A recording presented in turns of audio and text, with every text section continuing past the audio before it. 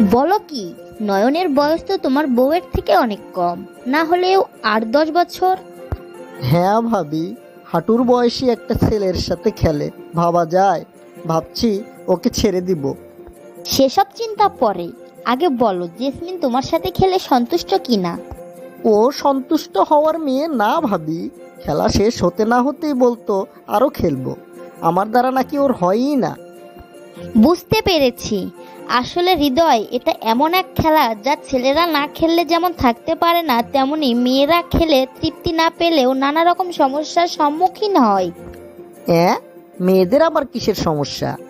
মেয়েরা তৃপ্তিমতো খেলতে না পারলে ধীরে ধীরে রাগী, বিরক্ত ও আবেগে অস্থির হয়ে যেতে পারে। ছোট বিষয়েও মন খারাপ লেগে থাকে, মাথা ব্যথা, ক্লান্তি ও ঘুমের সমস্যা হয়, নিজের প্রতি আত্মবিশ্বাস কমে যায়। সবচেয়ে বড় সমস্যা হলো বারবার হতাশা পেয়ে তারা খেলার প্রতি আগ্রহ হারায়। খেলাকে তখন তার চাপ বা বিরক্তির বিষয় বলে মনে করতে শুরু করে। বলো কি ভাবি?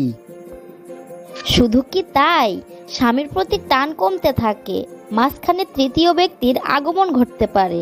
তাই ছেলেদের উচিত স্ত্রীকে পর্যাপ্ত সময় দেওয়া, তারা কিভাবে খেলতে পছন্দ করে সেদিকে গুরুত্ব দেওয়া। এক কথায় এমনভাবে খেলা যাতে তারা তৃপ্তি পায় এবং তোমার ওপর পুরোপুরি সন্তুষ্ট হয়।